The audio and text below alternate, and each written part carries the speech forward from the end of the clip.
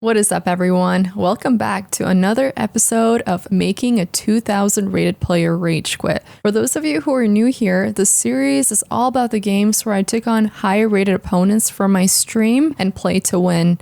I ended up winning the game and they ended up disappearing without a trace. Today's game starts with a huge opening advantage for my opponent and ends with a twist I think both of us did not see coming. Let's dive right in. We're exploring a game where the open Sicilian Smith-Morra Gambit took an honestly very expected turn to the so-called boring Alapin defense. But let me tell you, boring was not what this game was. Quick PSA for my new players, if you see a free pawn early in the game, it might be a trap. It's like walking into quicksand. You'll start sinking before you realize what's happening. By taking it, you're allowing your opponent to develop their knight to c3, activating their pieces, and giving them further control of the center. So grab your snacks, get comfortable, and let's dive into the spicy game that had a high-rated player vanish faster than tickets to a Taylor Swift concert.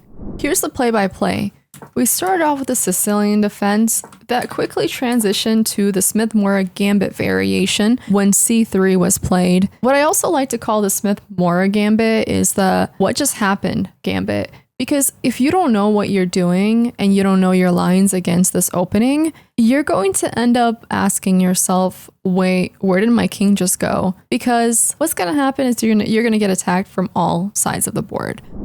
My advice is honestly just to avoid accepting that pawn. For this reason, I went with knight to c6, transitioning the opening into the Alapin defense. A lot of people consider the Alapin defense boring because it's the anti-Sicilian. It avoids the sharp lines of the Sicilian and prepares d7 to d5, giving you control of the center and that pawn duo. Think of it like the chess equivalent of watching a scary movie and not going toward the creepy sound in the basement. You're choosing safety and strategy over possible chaos. White captures on d5, trying to open things up. They want to make things tactical. Then comes queen takes d5. Huge mistake on my part because my queen just ends up doing the walk of shame back and forth. With knight c3, now you have to pin with bishop to b4. Pin is broken, and now you either take, which you want to avoid doing, because why would you want to trade your bishop for a knight unless it's worth it? It's like swapping your AirPods for wired headphones. Why? This position is no longer ideal for black. It's slight advantage for white, still playable, but a little bit annoying.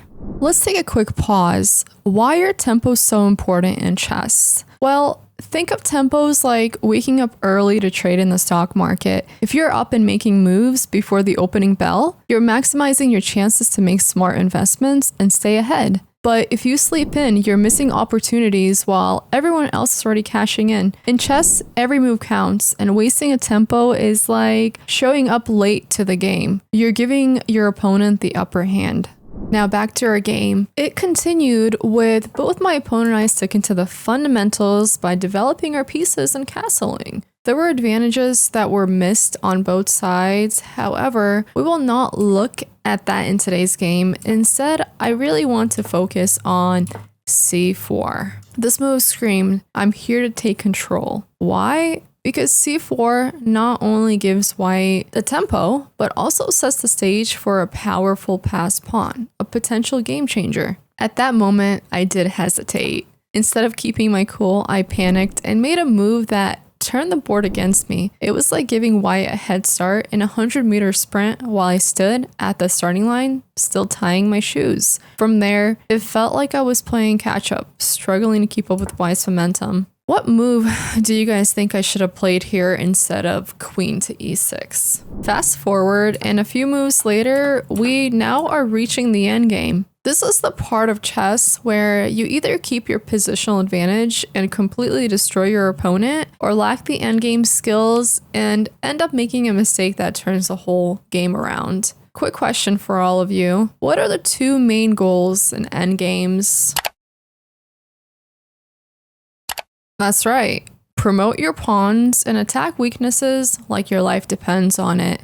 Take a look at this position. White has 3 weak pawns and black has 2 weak pawns. My plan? Snack on those weak pawns, secure some pass pawns, and hopefully flex my superior position. Eventually, we reached the position where I was able to capture on A2, and they decided to exchange their rooks here, which ultimately switched the game to easy mode for me. After the rooks were traded off and I gained a pawn, it was a smooth ride from there. Finally, with knight to b2, the ultimate oof moment. Well, why? Because the knight got stuck. And here's the thing about knights. They're like extroverts at a party. They love being the center of attention. Leave the edges to the introverts. 2 pass pawns, and until to the opponent later, we claimed victory. The vibes, immaculate. And that's how you make a 2000 rated player vanish from your stream. Let me leave you with this. What would you do if you lost to a lower rated player? Would you rage quit? Pretend it didn't happen? Or hit the analysis board for hours? Let me know in the comments below. I want to hear your war stories. And if you enjoyed this breakdown, hit that like button, subscribe, and turn on notifications so you don't miss the next episode. Until then, keep grinding, and remember, chess is all about flexing those brain muscles, and maybe tilting a few opponents along the way.